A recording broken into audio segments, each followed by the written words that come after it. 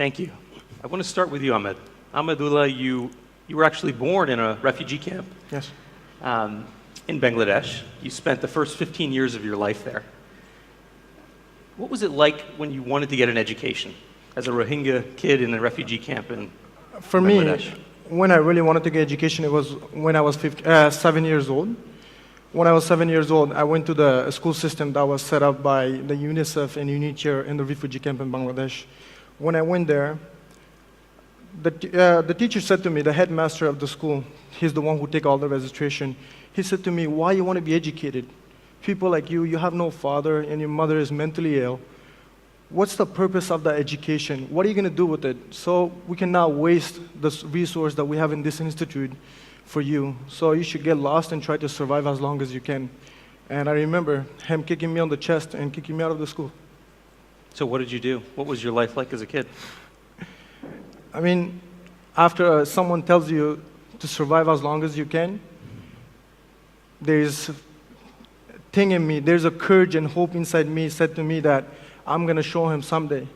And that day, I went outside the camps, and I got a job in a coffee shop working 16 hours a day, just making about less than Canadian 10 cents to provide for my mom and sister, my little sister. And for me, I remember passing almost dying in days not eating because I was so busy trying to make enough money to provide for my mom and sister.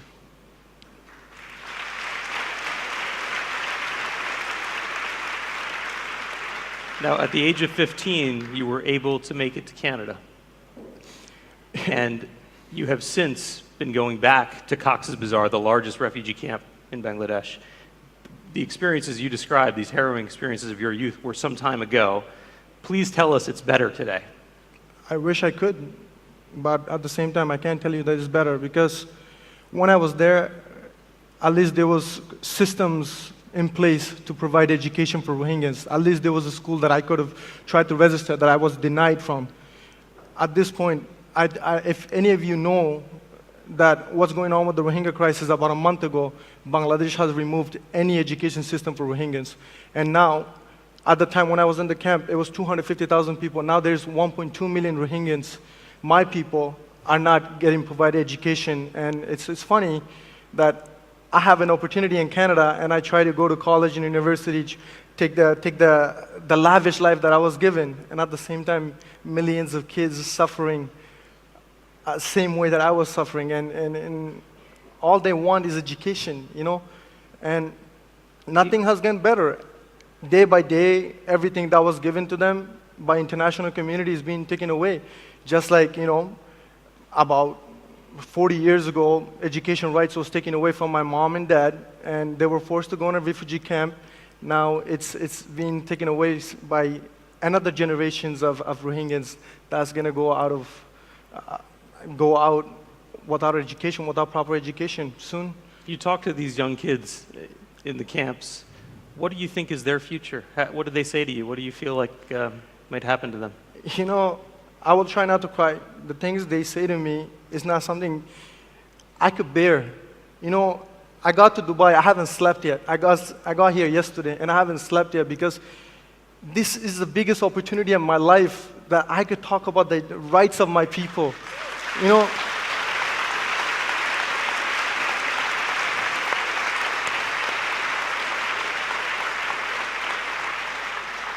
this is not just an opportunity for me.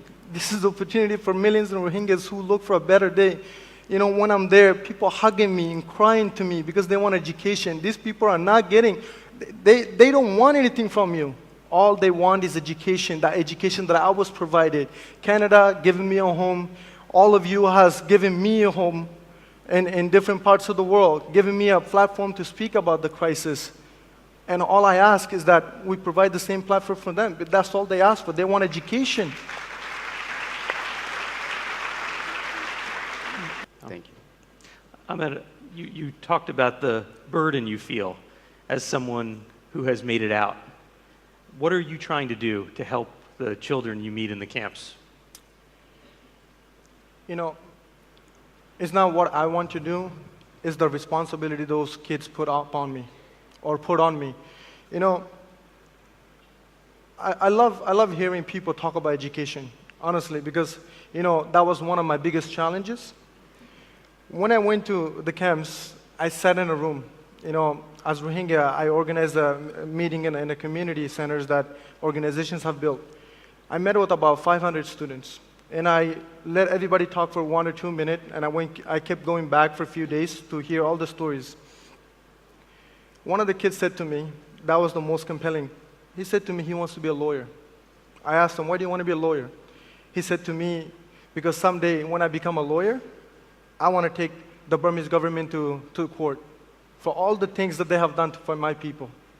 I want to get justice for my people. When he was saying that, I was like to him, but all the education system is closed off to you. They said to me, he said to me personally, if you can find a way to provide fundings for me, I will get you ways to send me to school. That day I made a promise to him. Before I share you the promise that I made to him, I want to share something with you guys. On my way to Dubai, a woman named Ki Ewing, sorry, she called me. She said to me, Ahmed, before you go to your conference, please come and meet me. She gave me this pen. Yes, it's made with 18-karat gold. That's not the reason that meant so much to me. When I opened the box, the pen gave me hope. Hope meant education. If someone can give me hope, why can't we give all those Rohingyas hope? Why can't we give 500 of those Rohingyan kids hope to go to university so they could learn something, so they could be something, so they could build a future for themselves and their people? I cried in that moment, sorry. I cried because I was reminded again of the promise that I made to those kids in the camp. And the promise I made to them was, no matter where life takes me, no matter where I end up tomorrow or the day after, but I promise you I'll find a way to send you to school.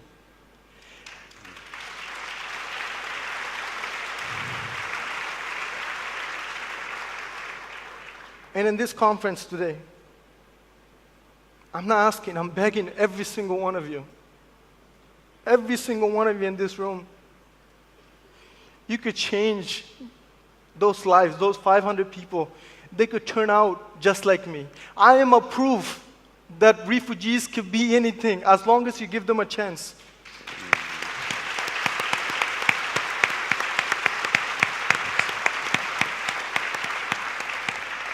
Just like Ki Ewing, just like the way she put a pen on my hand, let's put on those pens on the hands of the Rohingyans, on those vulnerable lives before these people picks up a gun and start shooting people.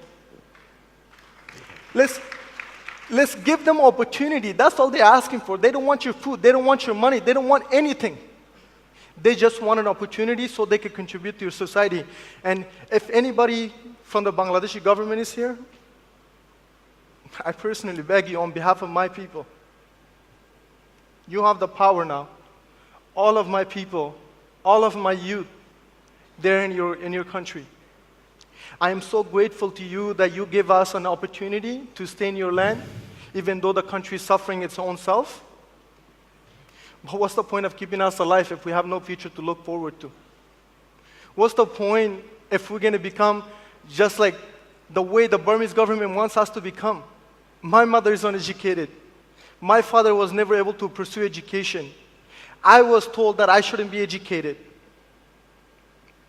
Let's not give the Burmese government what they want.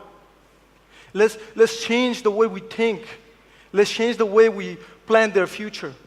Let's give them education, please. And I beg every single one of you, please don't let me feel the burden of trying to educate 500 kids or trying to send those 500 kids to school. I want every single one of you to help me to make sure that I can succeed in this journey that I have taken. I don't care for my success anymore. I don't care about if I completed school or not. All I think about and care for is those kids in the camp, those 500 kids that hope for same opportunity, hope to get the same opportunity that I have today. Please help me. Thank you.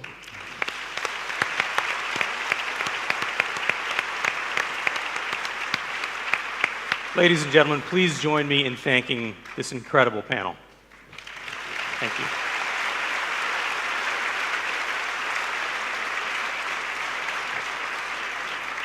And let me leave you with this. Clearly, we need to do more. We need to work differently and more urgently. We need to get results for people, including millions of children living in desperate situations like the Rohingya kids. Good intentions are simply not enough. But if you're not yet convinced, please watch this.